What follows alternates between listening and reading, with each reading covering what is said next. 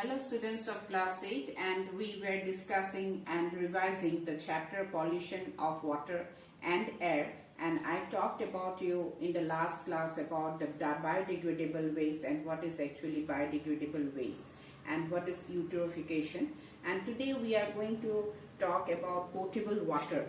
Now in fact when you are talking about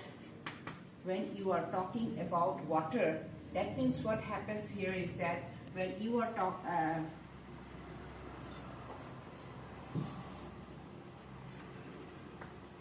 generally when we talk about water, actually what we mean generally, our main purpose is for drinking. So when we are talking about water, so we need to think about the water that is fit for us to drink. So here when we are talking about potable water, actually potable water is that water which is fit for us to drink. That means that water, because some of the water you can reuse it, like suppose you wash your clothes and then you can use it to water the plants. Then you can also use the used water, like the water which you have used for washing clothes, then you can also reuse it to wash your car. So that means some of the water which is being used, that they can be reused for other purposes as well. Now but when we are talking about drinking water, it has to be free from germs and it should not be polluted. So you cannot even imagine drinking water which is given out as wasted water, which is given out by the homes, by hospitals. So we have to always think about water that is fit for drinking purpose. So the water that is fit for drinking purpose is known as potable water. And how can you use if you visit any malls or you visit schools or even the hospitals and all, or even restaurants where you can take the fast foods, you can see that there are some filters which are being water filters which are being provided for drinking purpose, and that water can be used to which you can consume for the purpose of drinking. And these actually filters, why filters are required, it is used to remove the solid impurities which it is difficult even to remove through boiling. So that is why these water filters are being used. And in fact in our times there were ceramic water filters where it is made up of some porous candles. There are candles which are being fitted to the filters, and then it contains muddy type of, it's not muddy, in fact it was like ceramic where it is made porous, so that the solid particles which are present in water it stays back in the filters, and the water which is clean, it passes through that pores, and then that water is fit for drinking. Now in fact you can also use you can also try to make your filter, you can also try to filter out muddy water. Now suppose that you can do it at your home, in your home also. Now you take muddy water, which is actually the water which is mixed up with mud, and in a beaker, and then you take it, you allow it to stand for a few minutes. So naturally when you allow it to stand for a few minutes, you will find that the solid particles which are heavier will settle down at the bottom.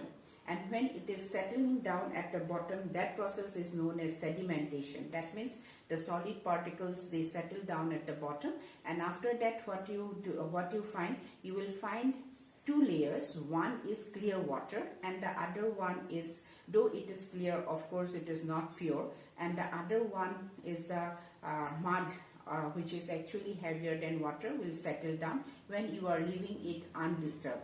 So after that you will find that next is you will find that when this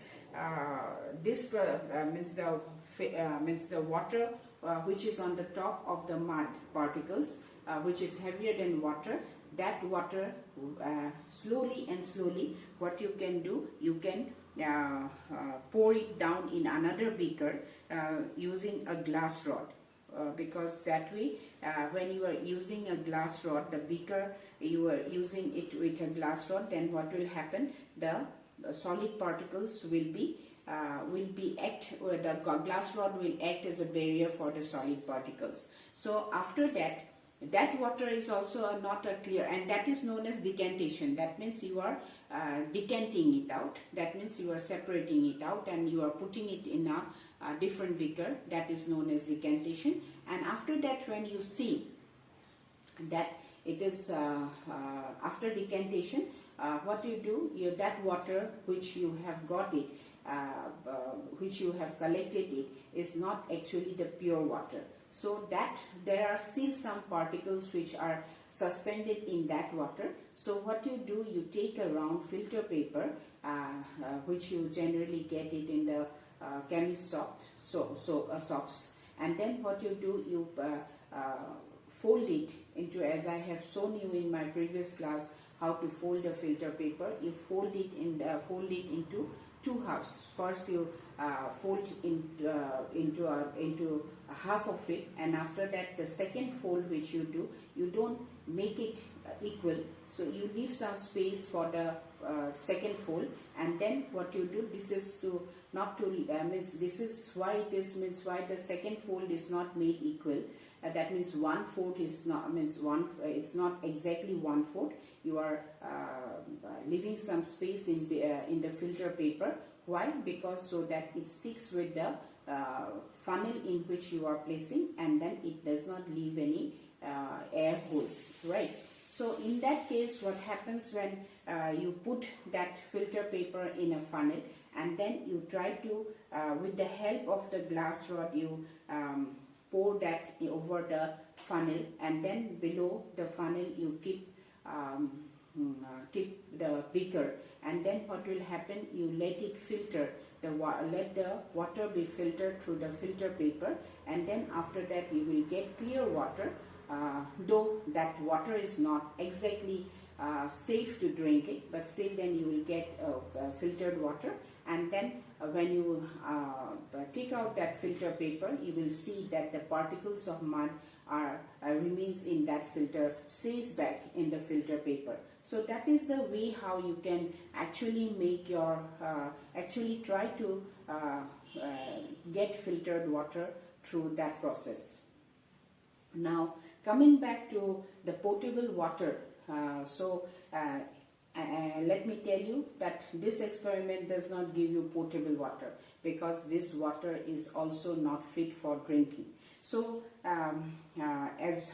though the filter water appears clean to you, then also it is not free from the solid particles, which actually will hamper your body system.